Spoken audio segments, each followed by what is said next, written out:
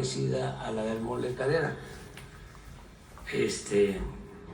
No me voy a meter tanto en lo del mole cadera porque tiene que ver con el sacrificio de los chivos y por ahí no voy.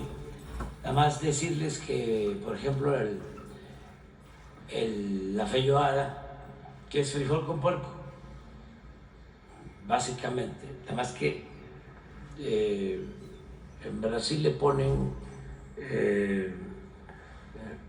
puerco fresco y también ya puerco asado, pero es una parte del cerdo que tiene que ver con lo que antes no comían los ricos. Era la cabeza, el cachete, el hocico, todo eso se lo tiraban y ellos se quedaban con la pulpa. Entonces los esclavos recogían eso y con frijol hacían este platillo, la feijoada. ¿Quién iba a pensar que al paso de los tiempos la feijoada se convirtió en la comida principal en Brasil? O sea, es el platillo oficial de Brasil. Más que como es pesado, hay que comerlo con tomar un poquito de aguardiente que se llama capilliña, sí, para bajarlo, pues sí, y pero así es lo de el mole de cadera. Y por ejemplo, allá en la Salvatierra, pues, hasta hace 30 años, y ahora no se puede y no se debe, pero se comían tortugas, ¿sí? Los tabasqueños, no tanto caguamas, sino más que nada tortugas de agua dulce, ¿sí?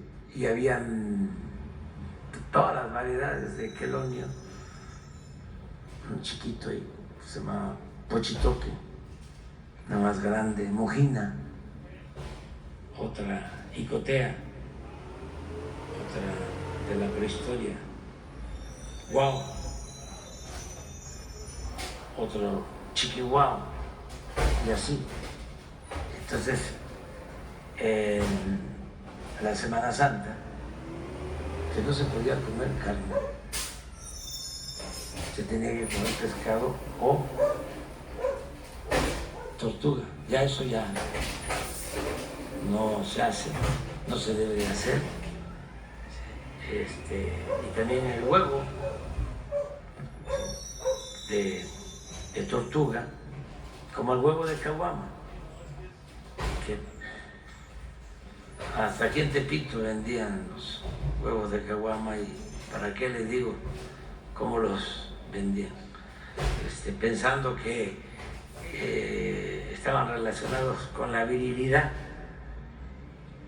cosa que no es cierta. Entonces no hay que comer huevos de caguama. Pero bueno, antes, por ejemplo, la mojarra y el robalo eran comida de los más ricos, y el pez lagarto era la comida de los pobres. Y ahora el pez lagarto ya se volvió ya famoso, ¿no? Y ojalá y siempre haya pez lagarto, ¿eh? Y yo soy pez, pero no lagarto.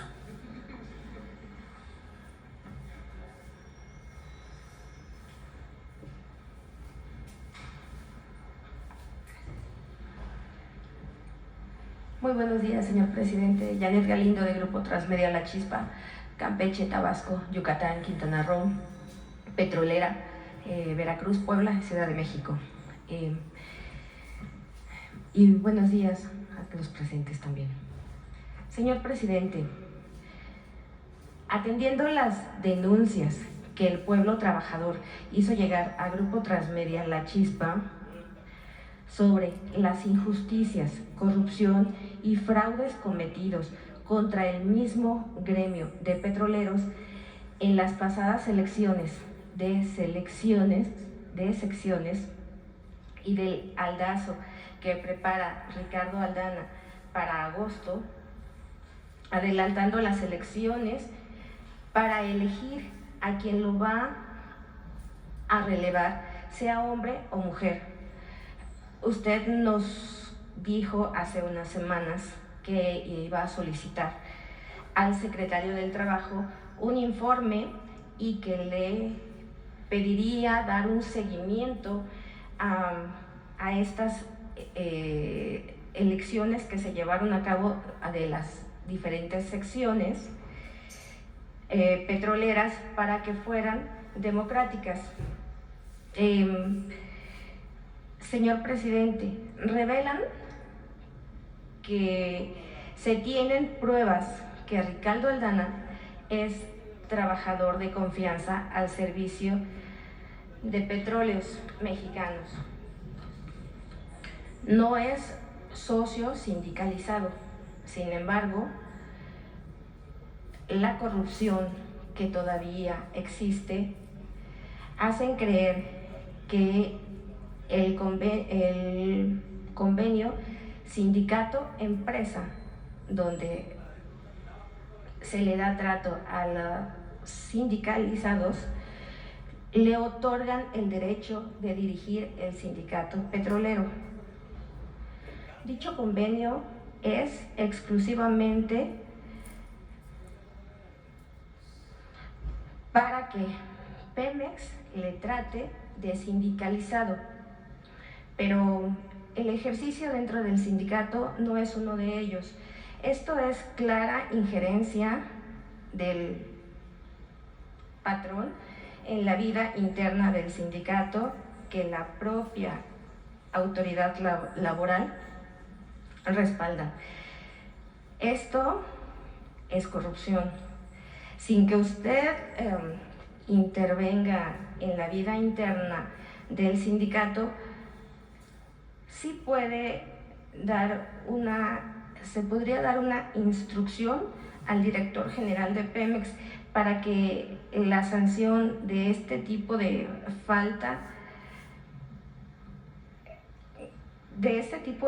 falta grave de un servidor público, hacia la sanción de un servidor público. ¿Qué nos podría decir usted, señor presidente? Asimismo, también la trabajadora Cristina Alonso ha denunciado estos hechos que discriminan la participación libre de los trabajadores y atenta contra el bien colectivo del sindicalismo. Por esto mismo, los trabajadores defendiendo dicha causa también le preguntan ¿por qué permitió la Secretaría del Trabajo que el Sindicato de Trabajadores Petroleros publicara la convocatoria cuando ésta viola los estatutos del mismo sindicato en materia de elección, ya que no hay emergencia para adelantar los comicios internos de las 36 secciones? Y lo mismo quisieran hacer con las elecciones nacionales, adelantando para agosto y que sea por conveniencia, por convención. Esto es lo que se pretende hacer de acuerdo a la información de los mismos trabajadores. También el pasado proceso fue violatorio y existen quejas de las plantillas que participaron. Se anularán estas elecciones y se repondrá el proceso. Estas son las mismas preguntas de los trabajadores y preguntan también, de ser así, también frenarán la convocatoria para la elección nacional y dejarán que sigan violándose los estatutos y los convenios internacionales en materia de democracia. Otra duda es por qué la Secretaría del Trabajo no levantó reportes sobre los daños morales y derechos humanos de los trabajadores al llamarlos petropiratas y permitir ilegalidades, como no dejando votar a los trabajadores que formaron el Pacto de Estabilidad Laboral. Y así quieren ahora hacer con las elecciones nacionales. No hubo gente de la Secretaría vigilando el proceso y la jornada electoral. También existen evidencias de fraudes cometidos en las secciones 47, 44 y 38, entre otros. Hubo irregularidades, denuncias como el secuestro de urnas,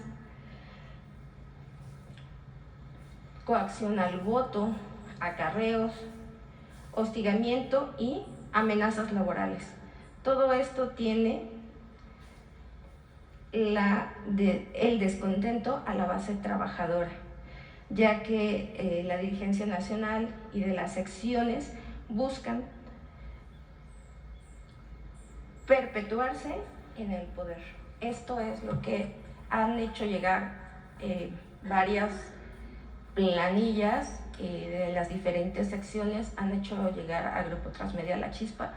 De hecho, traigo unos documentos que ellos mismos nos hicieron llegar, y hace una semana aproximadamente, igual una de las planillas me encontró aquí afuera y nos dio un folder, que de hecho ese folder ya se lo había pasado a Jesús, con videos que ellos le mandaron para que fuera prueba de lo que sucedió en estas elecciones que se dieron pues hace pocos días, ¿no?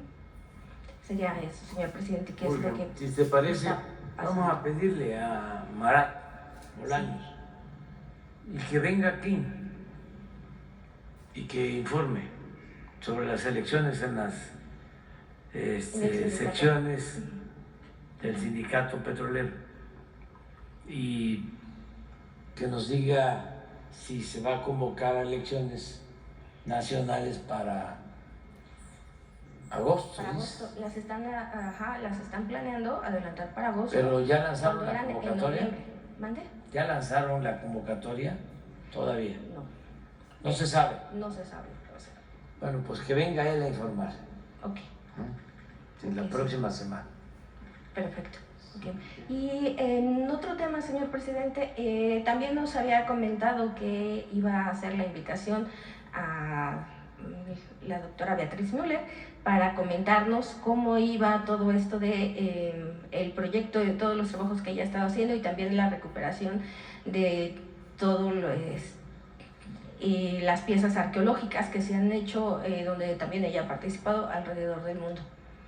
Bueno, yo quiero invitar a Beatriz que nos acompañe un día aquí, porque pues ya nos vamos y ella me ha ayudado mucho. No es servidora pública formalmente hablando, no es primera dama, ella no aceptó eso. Tiene sus razones, pero me ha ayudado mucho en la transformación. Como me ayudan millones de mexicanos, porque esto no es labor de un hombre, de una mujer, de un grupo de dirigentes, gobernantes. Esto es la obra de millones de mexicanos. Entre todos hemos logrado que las cosas mejoren en nuestro país, que se transforme el país. Se avanzó bastante, se está avanzando bastante, pero falta. Lo que me tiene contento, repito, es que el relevo a quien voy a entregar la banda presidencial es una garantía para que México siga progresando con justicia, que continúe la modernidad, pero forjada desde abajo, entre todos y para todos. Claudia Sheinbaum es lo mejor que le pudo pasar en esta circunstancia a nuestro país.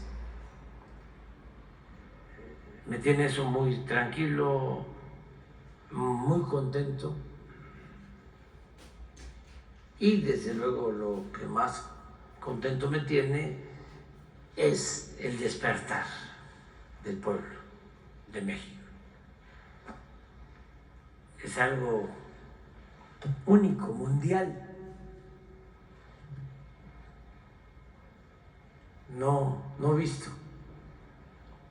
Los mexicanos están adelante. Es una vanguardia en el mundo, el pueblo de México. Con sus ejemplos de madurez política, de conciencia, de participación ciudadana, de lucha por la libertad, por la justicia, por la verdadera democracia, el fortalecimiento de sus valores culturales, morales, espirituales. Todo eso es un ejemplo, México. Siempre nuestro país ha tenido un lugar destacadísimo en el concierto de las naciones, pero ahora hay como un renacimiento, y esto se ha logrado con la participación de millones de mujeres, de hombres. Y una de esas mujeres, pues es Beatriz, como otras mujeres, millones de mujeres. Entonces, la estoy invitando a que venga una mañanera. Vamos a ver. Todavía no me dice que todavía no me dice que sí, pero si acepta, vendría a informarle a la gente sobre lo que ha hecho, cómo ha visto las cosas, y ustedes preguntarían.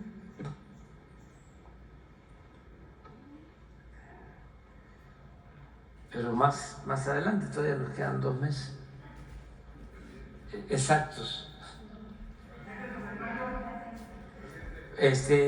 Lo de... Ya nos vamos a ir a ver. No.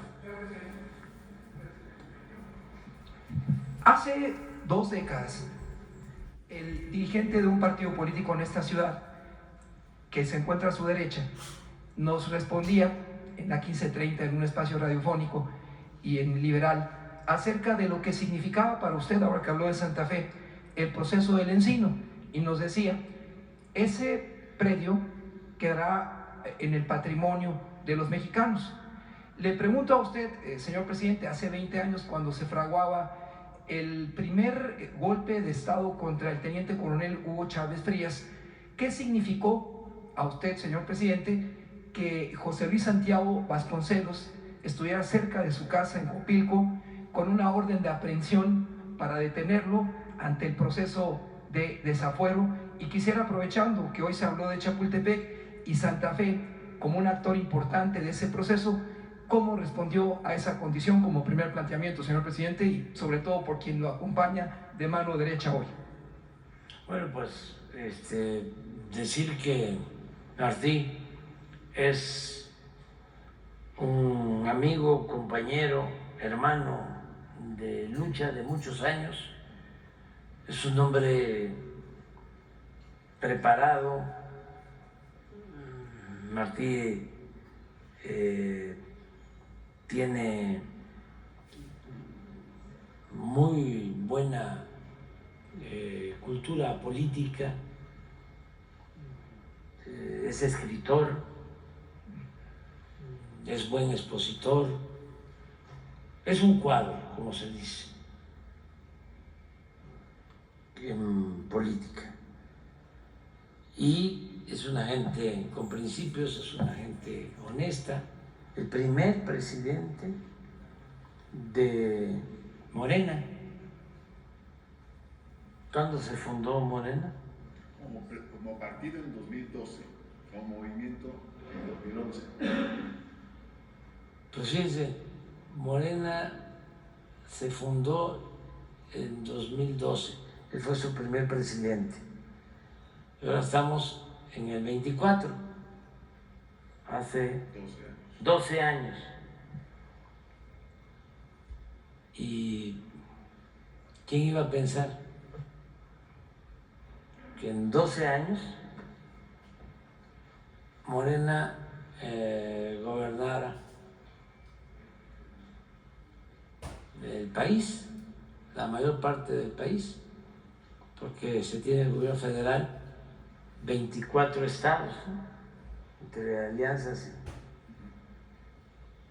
24, 23 de los 32. Ahora que está el debate sobre representación, está como para decirles, bueno, si Morena ganó en el 85% de los 300 distritos, 85% de todos los distritos, de los 300 distritos. Entonces es un fenómeno, y él fue presidente, fundador de Morena. Nos costó construir Morena. Bueno, ¿qué se hubiese hecho sin la gente? Ustedes saben que para construir un partido político de conformidad con la Constitución, pues ahora, ¿no? Pasando la elección se tiene hasta diciembre, así es, para solicitar en enero, en enero, los que quieran tener un partido político tienen que hacer la solicitud de acuerdo a la Constitución, que eso ya nosotros lo estábamos cambiando, lo vamos a cambiar si así lo decide el Congreso, porque es una limitante a los derechos de asociación. ¿Cómo va a ser posible que cada 6 años, en enero de cada 6 años, solo se pueda, o sea, el tiempo para solicitar el registro de un nuevo partido? Enero cada 6 años. Y se hizo la solicitud Sí, pero para lograr tener el partido se tenía que hacer, y se tiene que hacer todavía, se tiene que hacer asambleas, 200 asambleas. Como estatales. ¿Estatales cuántas? Bueno, nosotros seguimos la guía de las estatales. Las estatales, sí. Las asambleas estatales con 3,000 ciudadanos cada una. Entonces, y con su credencial de elector, que se tenían que presentar ante las autoridades del INE y se iban apuntando, y en la mayoría de los casos logramos en la primera, ¿no?, juntar los 3,000, pero en otros casos tuvimos que irnos a la segunda vuelta porque no se reunían, ¿no?, hasta que lo logramos y así nos dieron el registro. Entonces, él es pues actor principal, protagonista de esta nueva historia, Martín. Hace 8 días aquí, frente al director de la Comisión Federal de Electricidad, señor presidente, nos recordó también que su gobierno le compró acciones a Iberdrola, pero Iberdrola junto con otras 2 empresas españolas son las que han iniciado la reconquista de México, señor presidente, y además un juez de distrito amparó a Iberdrola para que la eximiera de pagar 6,000 millones de pesos. Ya le pagó a su gobierno Iberdrola esos 6,000 millones porque usted pagó 6,000 millones de dólares, o los mexicanos, a Iberdrola por 13 de sus acciones. Sí, no hay ningún tipo de condonación de impuestos a nadie. Y ya se llevó a cabo una operación con Iberdrola, se compraron 13 plantas de generación de energía eléctrica a Iberdrola. Tuvimos con ellos diferencias fuertes porque ellos eran los consentidos de Calderón y de otros gobiernos. Entonces, fueron creando una especie de monopolio privado en el manejo de la generación eléctrica.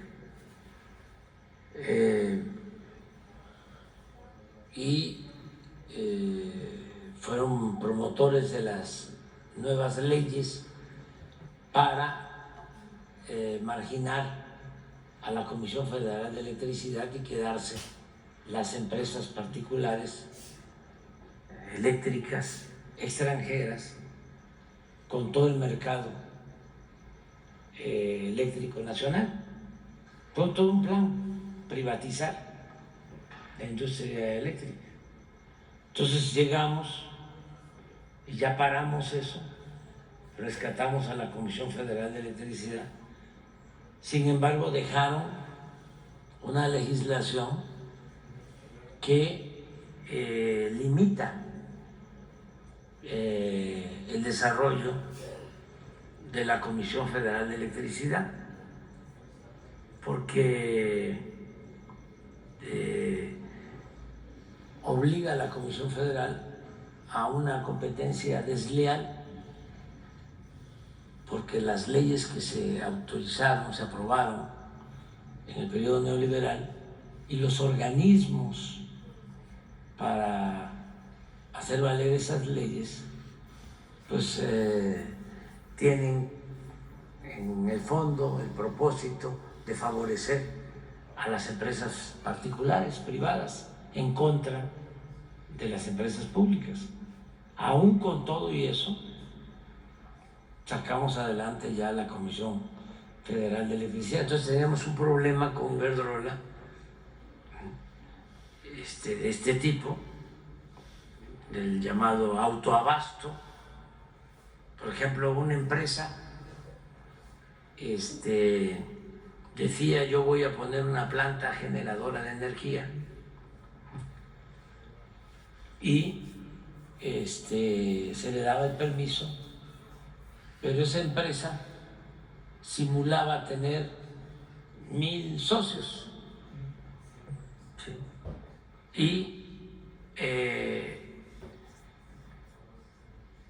esos socios recibían la energía eléctrica más barata que cualquier consumidor, que cualquier hogar de clase media, porque no pagaban por la transmisión, era un subsidio desde donde generaban la energía hasta donde la utilizaban. Por eso quisimos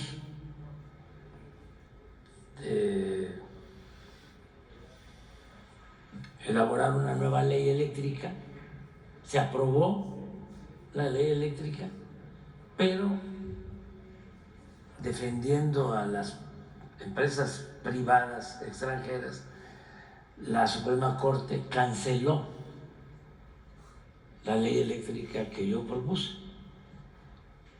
Por eso queremos que se tengan jueces, magistrados y ministros al servicio del pueblo y de la nación, no al servicio de